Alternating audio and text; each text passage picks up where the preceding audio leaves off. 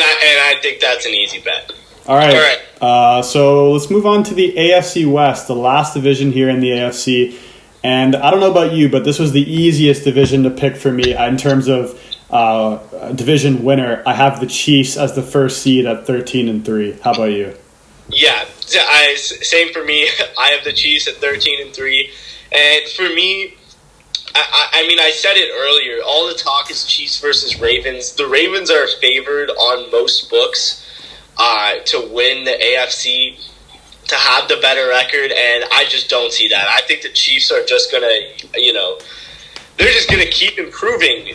We all know the stats. They're returning 20 of 22 starters from their Super Bowl winning season.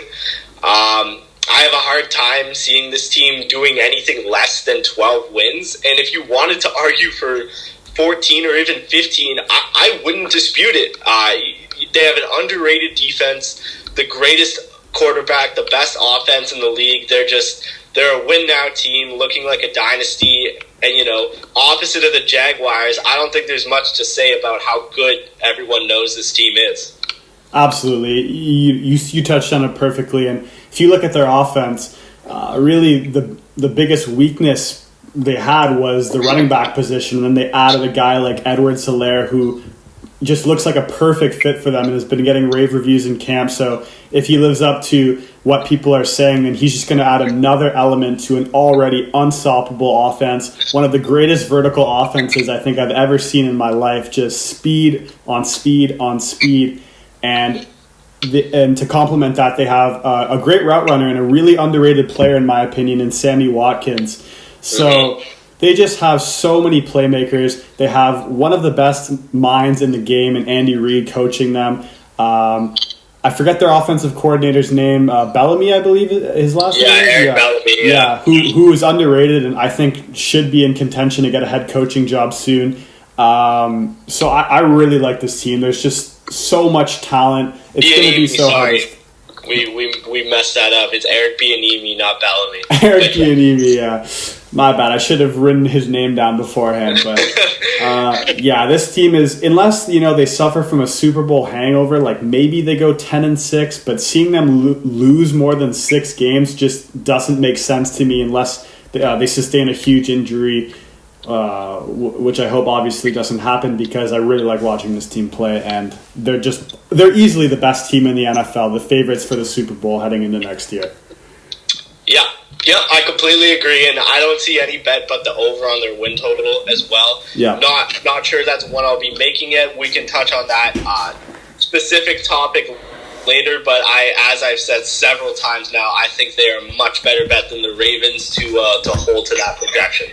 Okay, so at number 2 in this division, I feel like we're going to have a disagreement, but I'm not sure. I have the Chargers at 9-7. Yeah, I have a tie between the Broncos and the Chargers, both at 8-8. Okay, all right, that's fair. So I as well have the Broncos at 8-8, and I mean, you could flip flop them. An interesting note that I found is that the Broncos over win total is the highest public bet in terms of dollars wagered this offseason. Wow. So even more so than any of these other teams that are getting hype, it's the Broncos at over 7.5 wins, which, I totally see the reason for that. And I know you like the Broncos, so I'll let you talk about them more.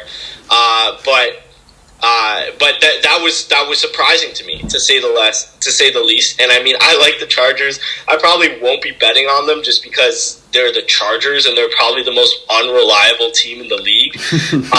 But they have all the talent to get 10 wins this season. We don't know what's going on with that quarterback situation, and they're probably the most injury-prone team in the NFL. But I mean, I think this is a real battle for second place here. I give the slight edge to the Chargers, but what do you think?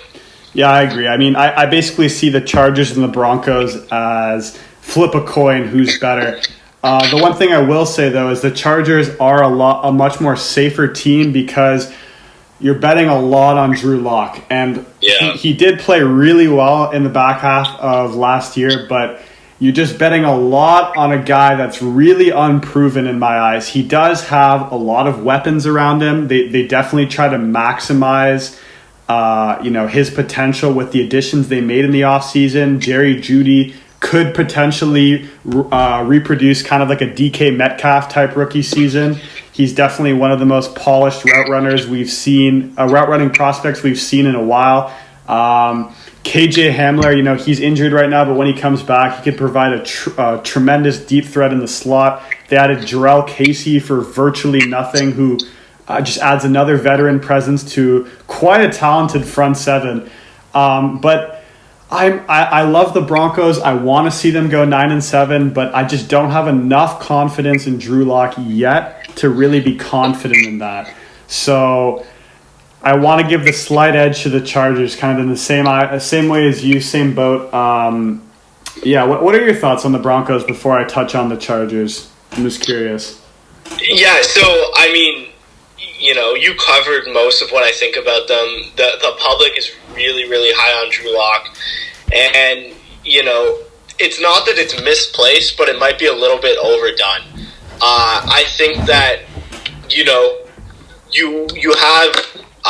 have this revamped offense that's gonna look a lot different. But the O-line, it's still not there. They have the defensive head coach in Vic Fangio, but I mean Pat Shurmur is a very proven offensive coordinator, and I do like that hire. I think you're gonna see a lot of run-based offense from this team this season. As you said, with the new acquisitions, but it's not hard to envision a 10-6 season from them. But I would expect it from the Chargers before I expect it from the Broncos, and that's pretty much all I have to say about it. I'm just not sure, unless Drew Lock really does surprise us, that this team has the juice to make that jump this season and not within the next few. Yeah, I agree. And just to touch on the Chargers real quick, because I didn't give much of reasoning behind my thoughts, but I think they improved their offensive line from last year with the additions of Trey Turner and Brian Bulaga, both very solid additions, veteran guys that will perform. They added Chris Harris to already such a stacked cornerback trio. Absolutely. Of course, there's the question, how good is Tyrod Taylor? Is he good enough to lead this roster to 10 wins? I would say yes. I don't think we're going to see much of Justin Herbert unless Tyrod either gets injured like he did with the Browns or really struggles. But I think they have enough talent to support him and make him look good at least. And the defense, the loss of Derwin James is going to hurt them just like it did last year. But they have so much talent that they can, as crazy it is to say, make up for losing one of the best safeties in the NFL. I really like their linebacking core. They added Kenneth Murray to an already solid one. And as I said, the front seven, of course, you have Melvin Ingram, you have Joey Bosa, who are tremendous, are always a threat to sack the quarterback, and are good in the run game as well. So on paper, this team should go 10-6. On paper, with a good quarterback, this is a Super Bowl contender easily, but they don't have that, so it's really hard to predict. Yeah, I completely agree. I can't overstate my love for how this team's been built. Like, they went after the pass rushers. That's done. They have the most important position on the defense locked up. What do they do now? They pair their star cornerback with another star cornerback in Casey Hayward and Chris Harris. The defense looks like it's going to be a top flight unit this year. The offensive line, there's no way to overstate how important those additions are. Again, as you said, but it's just a lack of faith in them staying healthy and being the Chargers. That's the only reason that I don't have them as a higher projection. But again, the Chargers having a tremendous season and making this team work would be very unsurprising. And again, is why I have them over the Broncos. Okay, so moving on to the last team in this division, I have the Raiders at 6-10. What do you have them going? So yeah, it's interesting. I feel like once again, we're very against the public with this, because the Raiders are another team that are getting a lot of hype this offseason. I've seen quite a few projections for them to improve off last season's 7-game win total. and make a run at the playoffs. I have them at 5-11. I could not be more off this hype train right now. I think the Raiders are a bottom feeder team that just, I think they're going to end up flip-flopping between Carr and Mariota. I don't really like John Gruden as the head coach. I just, the team, they have some talent, but this is a tough division. The Broncos and Chargers made leaps and bounds this offseason. The best team in football is probably the Chiefs, and I just don't see the Raiders competing with them. And that's pretty much all there is to it from my point of view. Yeah, I agree. I have a few things written down for the Raiders, just on why I would.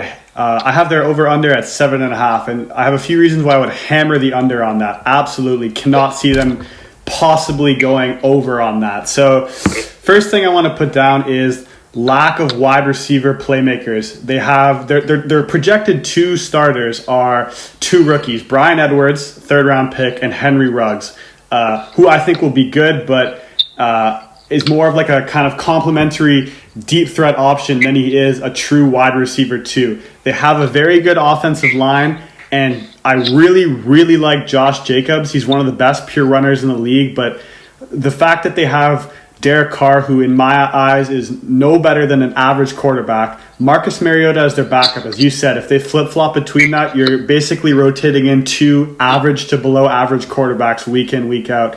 They don't have the talent on the defensive side of the ball to make up for what I think is a pretty average offense, despite having a very good offensive line. And I just want to read to you the stretch they face from week 2 to, I believe, week 7, in which I can't really see them winning more than 1 games. So after they play the Panthers, they play the Saints, the Patriots, the Bills, the Chiefs, the Buccaneers, the Chargers, the Broncos, and then the Chiefs again.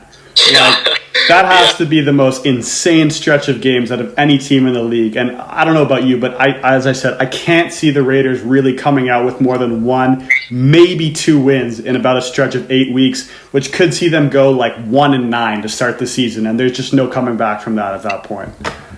Yeah, for sure. And I'm glad we're on the same side here because, as I said, I know a lot of people aren't. This team, they won 7 games last year, and every single one of their wins, they won by 1 score. Yeah. So, in decisive games, they didn't win a single game. They were 0-7. So I just don't think the talent's there. I think they're going to take what they had a little bit of an overachieving season last year. They're going to regress, and I could not agree with you more. I think hammering this under, especially at 7.5, like if you can get the Raiders at 7 games as an under bet, I think that's just about their cap. So I like that. I love that bet. Absolutely. So that's going to do it for the AFC. And just before we continue the NFC, I'm going to make another recording because we're already at an hour. Yeah, perfect. All right, hold on. I was going to